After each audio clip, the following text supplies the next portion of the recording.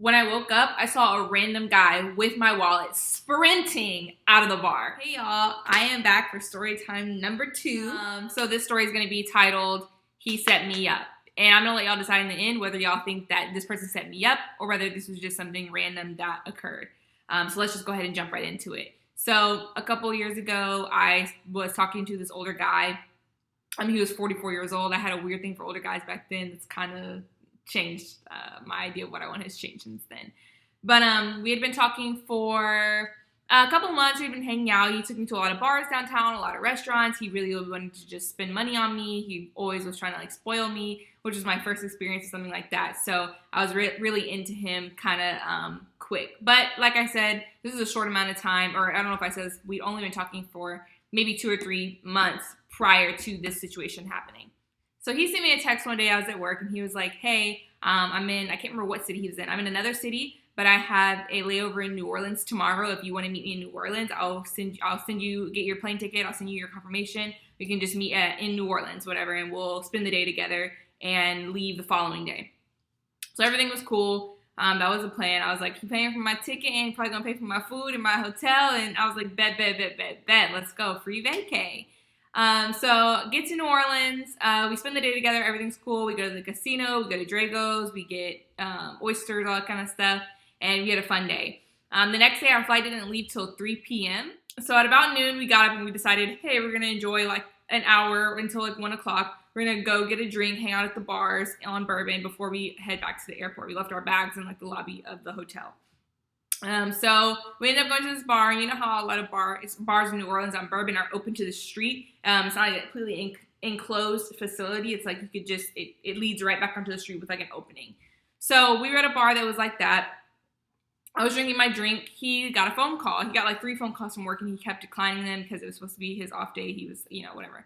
But then he got another call, and he was like, it must be serious. So he answered the phone, right? And apparently I can't really say what his job was, but he was over a certain amount of land, and something had happened on that land that he was in charge of, basically getting solved. So he was on the phone. He had stepped out of the bar, so it was just me in the bar by myself. So I have my wallet, on the bar, and I have my phone in my hand, and, and I'm looking at my phone, and I keep looking up, taking a sip of my drink, So he was gone about 15 minutes or so on the phone. And then I feel someone come up next to me, right? I feel like a figure come up next to me, but I don't feel like it's him.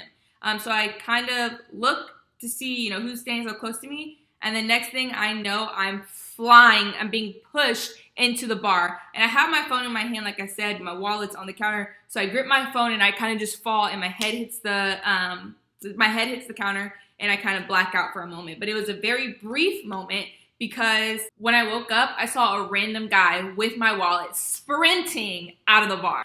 And I guess my mind automatically goes into fight or flight mode, and I guess I got a combination of both, because I stood up and I took off running. I'm chasing this man for blocks, to the point where I'm like, where am I? I don't know where I am. There's so many streets and turns in New Orleans on Bourbon Street. So I'm freaking out. I'm yelling. People on Bourbon Street, they don't really know what's going on. They don't know if stuff is fake or stuff is real. So no one really responded, which kind of irritated me. So eventually I gave up, and I started crying and sobbing. And this black man comes up to me, and he's like, hey, what happened?